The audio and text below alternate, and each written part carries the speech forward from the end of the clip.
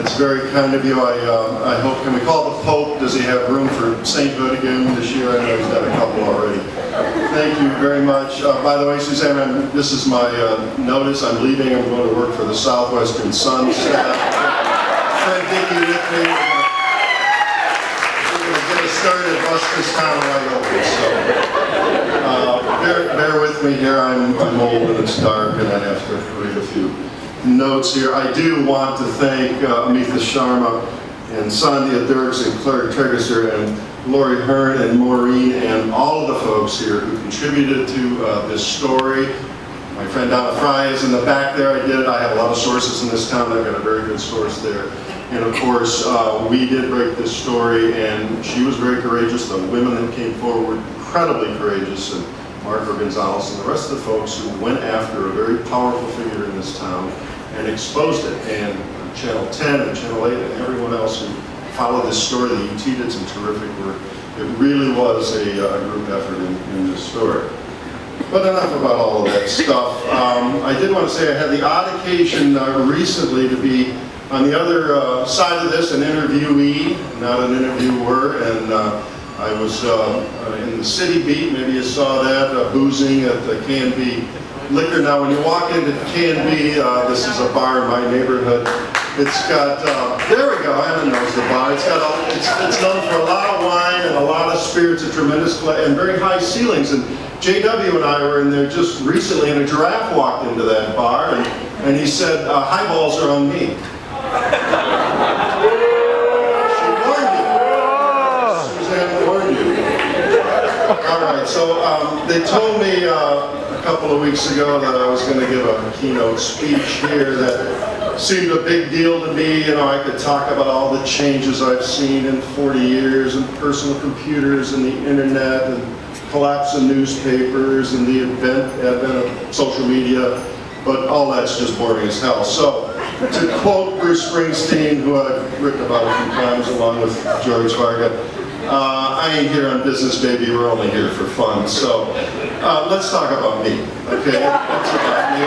Let's be frank here. So, I want to talk a little about how I got into this strange business. I tested just above the imbecile percentile in math and science in high school. Is that familiar to anybody in this room? In fact, my wife Donna's here tonight. She's a veterinarian. She's the scientist in the family. Certainly, we just celebrated 30 years of marriage. And in fact,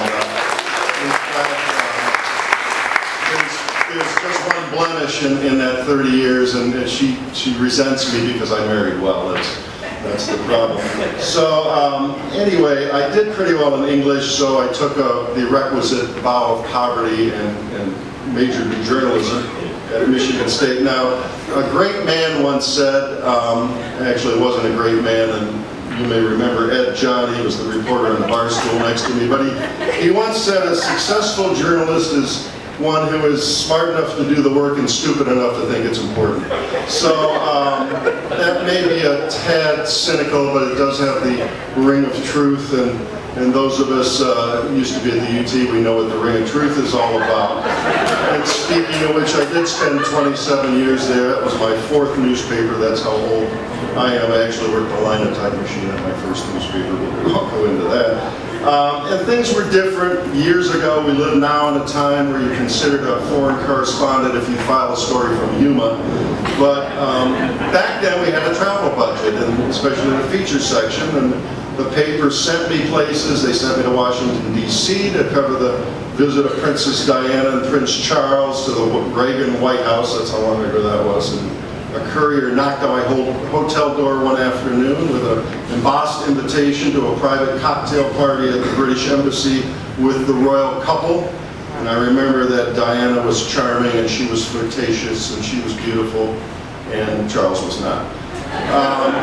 They sent me to Memphis and they sent me to Tupelo for the 20th anniversary of Elvis's death, and I happened to do a sidebar to that story on Elvis impersonators, and my favorite, I still remember her, was this lesbian whose marquee read, Elvis Herselvis. So I really enjoyed it, especially the sidebar on that one. They sent me to the World Series in Detroit and in New York and to Kansas City to cover the Victory Tour That was Michael Jackson. He didn't need the money, but his brothers did. He reluctantly did one last tour with his brothers. That was Jermaine and Tito and Groucho and Harpo and Chico. So he made them a little money on the way out. Now, closer to home, the editors would give me suitable assignments. They sent me, for example, to a shit kicker bar in Spring Valley one night in 1985 when they wanted a twist on the male mud wrestling craze at the time. This was a whipped cream wrestling match featuring bikini-clad women. So why they thought I'd be suitable, I don't know.